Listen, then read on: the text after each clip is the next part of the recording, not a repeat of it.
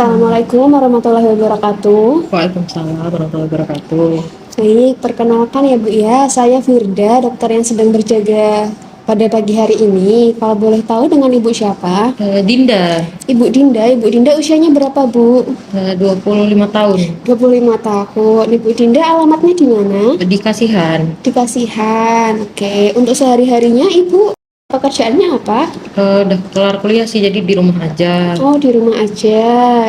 Belum bekerja ya Bu ya? Udah tapi kayak WFH gitu, di apa, work from home. Oh, di rumah kerjanya berarti ya. Online gitu loh kerjaannya. Oke, untuk Bu Dinda ini apakah sudah menikah? Belum. Belum menikah ya Bu ya? Di rumah tinggalnya sama siapa Bu? Sama orang tua, sama ada anaknya kakak. Orang tua sama anaknya kakak, keponakan berarti ya? Keponakan. Oke, jadi nanti sebelum sesi konselingnya dimulai, ada beberapa hal yang perlu saya jelaskan ya Bu ya. Nanti Ibu bisa menceritakan semua yang sedang Ibu rasakan, apa yang masalah yang sedang Ibu alami. Itu Ibu bisa menceritakan dengan santai saja, dengan terbuka saja. Ibu tidak perlu khawatir akan kerahasiaan cerita Ibu, karena insya Allah saya bisa menjamin kerahasiaan dari cerita yang Ibu ceritakan nanti. Oke, baik dokter.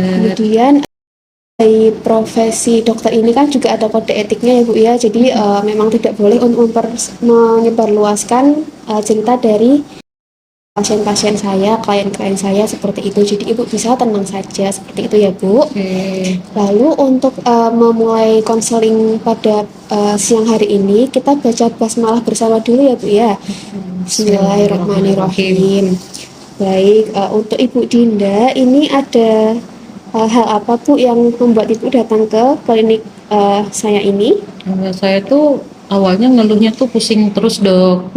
Pusing terus tuh, badan saya sakit-sakit, perut saya sering sakit gitu.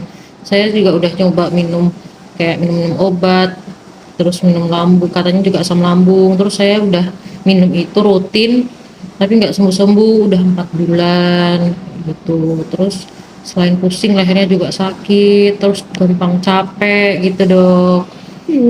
Baik, jadi Bu Dinda ini merasakan pusing, terus badannya juga sakit-sakitan, perutnya juga sakit. Udah sempat berobat ya Bu ya? Cuman masih belum ada perubahan ya Bu ya? Masih sakit terus? Iya, masih sakit terus. Baik, mungkin dari keluhan-keluhan sakit fisik ini kan mungkin bisa salah satunya disebabkan karena faktor psikis juga Bu. Mungkin ada yang sedang Ibu pikirkan yang mungkin membuat Ibu stres, seperti itu ada atau tidak Bu? Enggak sih kalau stres ya, cuman paling sedih sama cemas aja sih dok. Ibu sudah merasakan sedih dan juga cemas ya Bu ya. Kalau boleh tahu apa Bu yang membuat Ibu sedih dan juga cemas itu?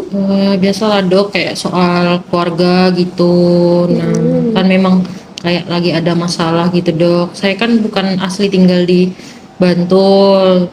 Saya kan orang dulunya tinggal di Lampung. Terus pindah satu keluarga sama bapak saya, sama adik saya, ibu saya ke Bantul karena kakek dan nenek tuh nggak yang diurusin, walaupun padahal saudara-saudara orang tua saya tuh tinggalnya deket-deketan sama kakek nenek saya, tapi mereka tuh nggak ngurusin dok gitu. Terus akhirnya ya udah, kita memutuskan buat sekeluarga pindah ke Bantul buat ngurusin kakek dan nenek. Terus saya cemas gitu karena saya tuh sering difitnah dok. Dari awal mula saya pindah ke sini, saya dibilang saya tuh sosokan mau jadi cucu kesayangan biar dapat hartanya kakek nenek, biar dapat warisan paling gede. Padahal kan kita nggak niatnya gitu. Soalnya kita nggak tega juga lihat kakek sama nenek malah kayaknya diperbudak sama saudara-saudara kita sendiri, nggak diurusin gitu loh. Nah terus saya juga sedih, kok saya udah sekeluarga sampai pindah ke sini loh, bela-belain buat ngurusin kakek sama nenek saya, tapi kok malah kayak difitnah kayak gitu. Terus kayak mereka benci sama saya, sampai berantem gitu loh dok gitu, sampai kayak pokoknya nggak akur lah sama keluarga-keluarga yang lain gitu. Jadi kayak itu saya sedih gitu loh, kita udah ngulangin energi, waktu, sampai tempat pindah-pindah, terus adaptasi juga nggak mudah, tapi malah di kayak gitu ngomongnya gitu sih. Terus cemas juga karena harus ketemu sama mereka terus kan setiap hari, jadi kayak ih ntar aku diomongin apa, jadi kayak saya tuh suka ngindar gitu dok, kayak aku ada mereka aku masuk aja lah di dalam gitu, kayak saya nggak mau keluar rumah kok sore-sore kan, padahal enak ya kayak duduk-duduk di depan, tapi kalau ada mereka saya masuk kayak nggak mau gitu dok buat kontak sama mereka. Iya, iya, iya. Oke, baik. Jadi Bu Dinda ini merasakan sedih ya Bu ya, karena Ibu sudah mengurus orang tua Ibu dengan tulus, dengan susah payah, tapi malah keluarga yang lain kok memfitnah Ibu, mengira Ibu cuma cari perhatian aja, jadi anak kesayangan, terus ingin mengincar warisan, padahal Ibu memang tulus ingin merawat orang tua Ibu gitu ya Bu Iya ya. dok. Terus Ibu juga merasakan cemas ya Bu ya, karena apa keluarga ibu ini kan tadi memfitnah ibu, sedangkan ibu juga tinggalnya berdekatan dengan keluarga ibu, jadi ibu ada rasa tidak nyaman, cemas, menghindar seperti itu ya Bu ya. Baik, lalu kira-kira setelah dari sini, setelah melakukan teknik konseling ini, harapan apa yang ibu inginkan ibu? Saya tuh sejujurnya pengen nggak cemas lagi dok, gitu, pengen nggak sedih lagi. Saya tuh susah gitu loh mau bodo amat sama eh, orang-orang ini gitu. Saya kan pengen nggak yang mikirin terus, tapi kok saya tuh kepikiran terus gitu. Saya cemas, soalnya kan mengganggu juga dok. Kayak misalkan saya kan ada kerjaan lah, saya kan freelance gitu ya, WFH. Jadi kayak konsentrasi juga berkurang gitu. Terus kerjaan juga jadi kurang apa ya, ya kurang efektif lah, karena kadang kalau ke distract kan keinget gitu kan, nggak bisa kita atur kan kalau keinget. Terus ya saya pengen bisa produktif kayak dulu lagi, terus saya pengen nggak cemas lagi, nggak sedih lagi. Nah selain itu juga saya pengen masalah ini tuh saya bisa nemuin solusinya gimana sih biar saya tuh akur sama keluarga saya gitu sih dok. Baik.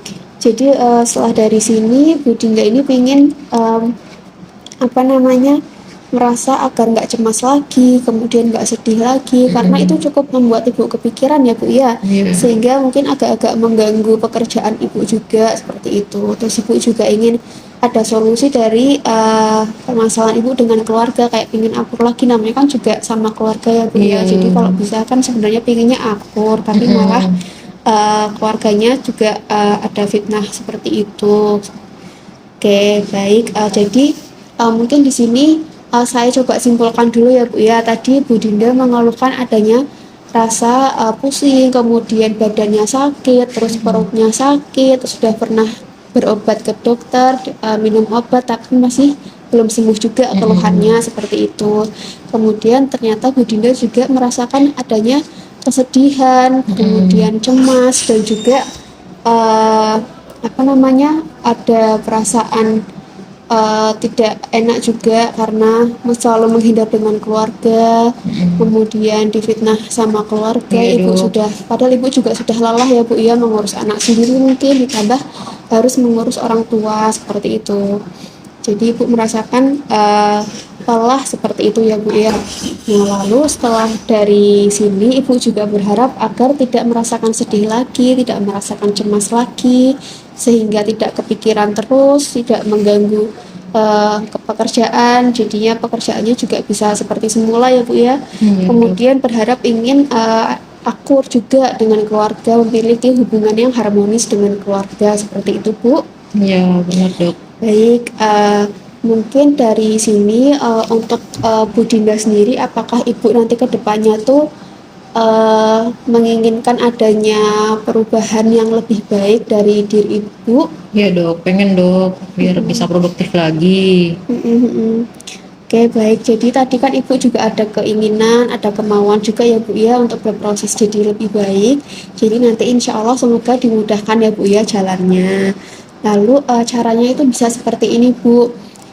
Setiap manusia itu kan sudah memiliki apa ya sumber daya atau kelebihan atau potensi yang ada di diri kita masing-masing untuk kita mengatasi masalah-masalah yang ada di hidup kita. Nah mungkin kalau saya tanyakan dari Bu Dinda sendiri, apakah ada potensi atau kelebihan yang Ibu miliki? Paling kayak saya suka kerja aja sih dok, kayak sering suka kerja gitu. Terus kadang-kadang tuh saya main badminton gitu. Kalau dulu kan sering, emang atlet juga gitu dok. Terus udah umur segini kan teman-temannya udah nggak ada ya. Dan juga dia cuma sesekali aja gitu kalau emang ada yang ngajakin. Nah, paling itu sih dok, kalau kalau hobi yang terlalu ini saya nggak punya. Terus kalau kalau potensi-potensi lain tuh ya paling kayak misalnya saya suka jalan-jalan gitu sih dok, kayak suka ya berpetualang ke tempat baru atau suka ke pantai, ke gunung gitu dok. Cuman kan karena udah gak ada temennya itu, jadi ya nggak dilakuin. Itu sih paling dok. Oke, baik. Jadi Bu Dinda ini suka bekerja ya Bu ya, suka produktif kayak gitu ya. Terus juga suka olahraga, yaitu salah satunya badminton. Karena mungkin dari situ juga ada merasakan kesenangan sendiri ya Bu ya, kalau olahraga, kemudian jalan-jalan, pergi ke tempat yang sejuk seperti itu. Lalu mungkin dari potensi-potensi yang Ibu miliki itu nanti saya mungkin ada pilihan 3 alternatif Bu yang bisa saya berikan kepada Ibu untuk Ibu ini bisa mengatasi masalah-masalah yang sedang Ibu rasakan. Nah, yang pertama itu namanya itu teknik konseling Bu. Jadi nanti di sini saya membantu Ibu untuk lebih mengenali diri Ibu sendiri atau menganalisis diri Ibu, misalkan dari kelebihannya, kemudian kekurangannya, hambatannya apa, seperti itu ya Bu ya. Harapannya setelah Ibu lebih mengenali diri Ibu, nanti Ibu juga tahu bagaimana cara mengatasi masalah berdasarkan sumber daya yang Ibu punya, seperti itu.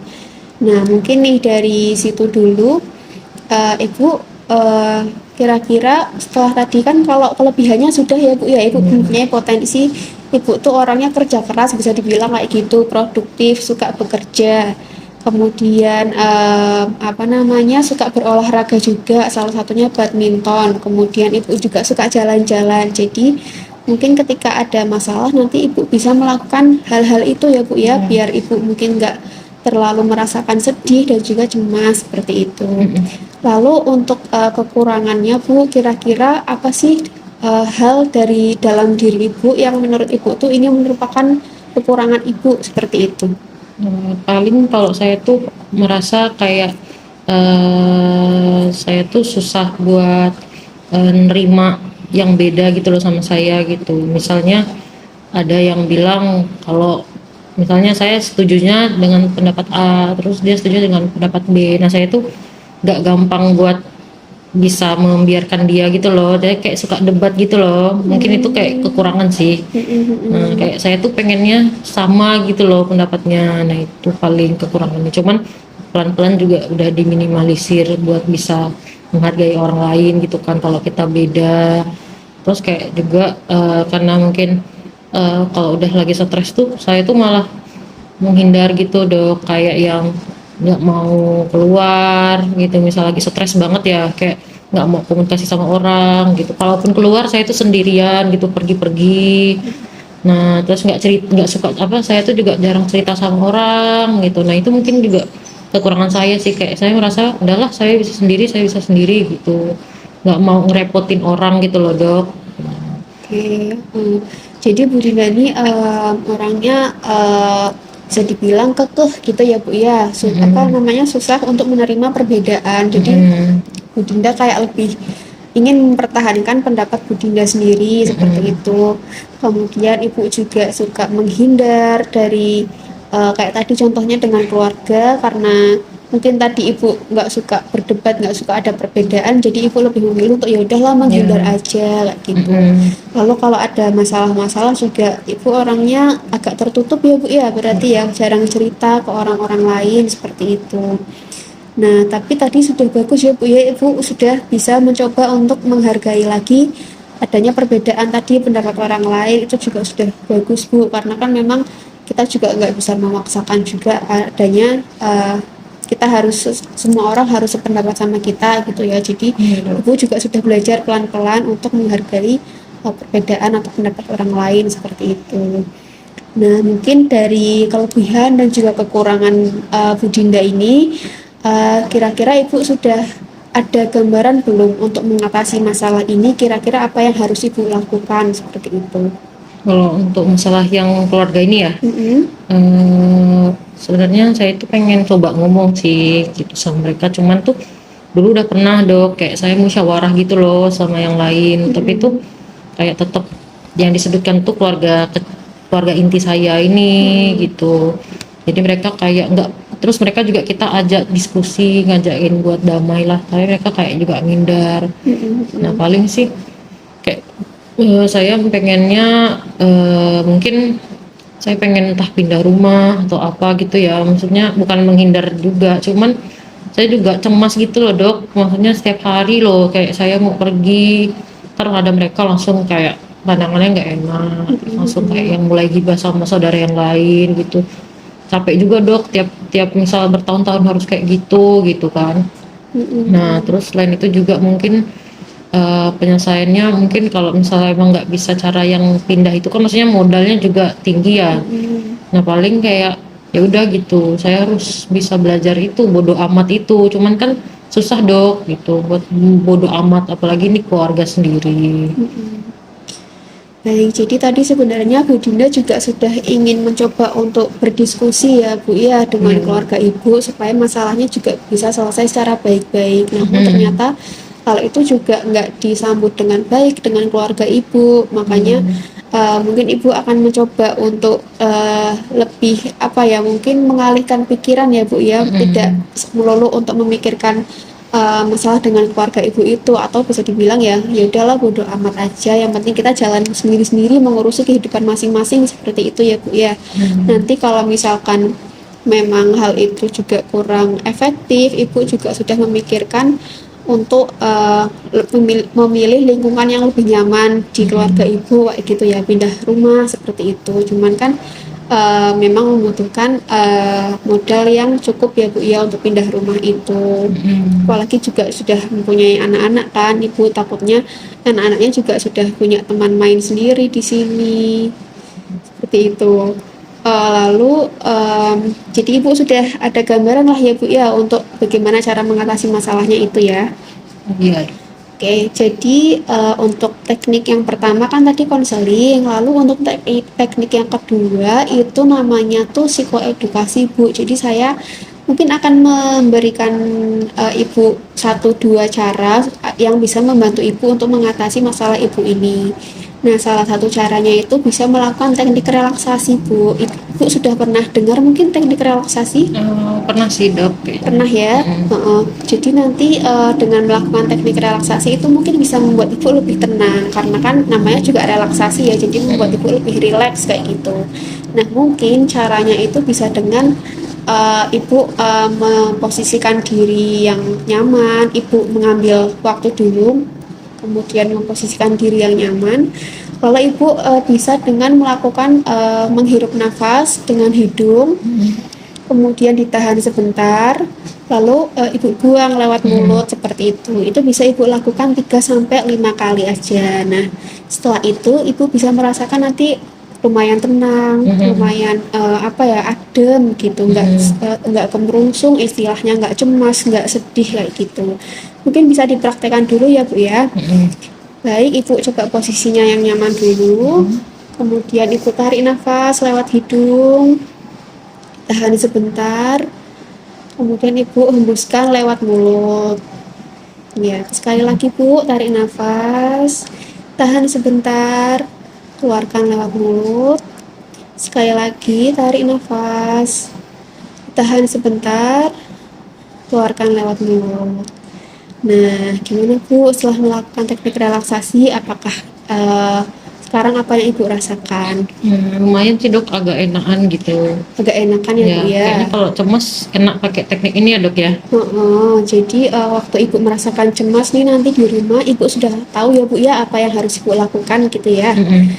Bisa dilakukan di mana saja teknik relaksasi ini Bu. Jadi cukup bisa membantu ibu nanti ke depannya seperti itu. Lalu mungkin teknik yang terakhir ini saya bisa memberikan ibu, namanya itu teknik sugesti Bu. Jadi saya coba akan meyakinkan ibu nih kalau ibu tuh sebenarnya mampu untuk melewati masalah yang ibu rasakan ini gitu. Nah, mungkin caranya itu nanti ibu bisa untuk mengulang-ulang kalimat apa ya? Bisa gini Bu, diikuti kata-kata saya ya. Saya pasti bisa Saya pasti bisa melewati masalah ini melewati masalah ini dengan baik. dengan baik. Nanti Ibu bisa mengulang-ulang kalimat itu supaya tertanam di diri Ibu bahwa Ibu itu pasti bisa melewati masalah ini dengan baik, seperti itu ya. Nah, untuk caranya itu juga bisa digabungkan dengan teknik relaksasi tadi, Bu. Jadi Ibu memposisikan diri yang nyaman, kemudian Ibu posisinya rileks dulu, tarik nafas, kemudian ditahan, dihembuskan, baru Ibu mengucapkan kalimat itu. Saya pasti bisa melewati masalah ini dengan baik, kayak gitu ya Bu ya. Nanti kalimatnya bisa diulang 3 sampai 5 kali juga, seperti itu. Boleh Bu coba dipraktekkan dulu ya. Bu posisinya yang nyaman dulu. Kemudian kita lakukan teknik relaksasi tadi dulu ya Bu ya. Tarik nafas, ditahan sebentar, kemudian dihembuskan. Lalu ucapkan apa Bu? Saya pasti bisa melewati masalah ini. Baru satu kali lagi Bu, coba diulangi. Dihembuskan. Saya pasti bisa melewati masalah ini dengan baik. Sekali lagi Bu, coba. Dihembuskan. Saya pasti bisa melewati masalah ini dengan baik. Oke, baik. Saat ini gimana Bu? Apakah sudah lebih enakan perasaannya?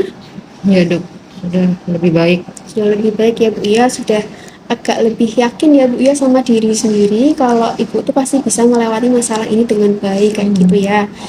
Oke, baik.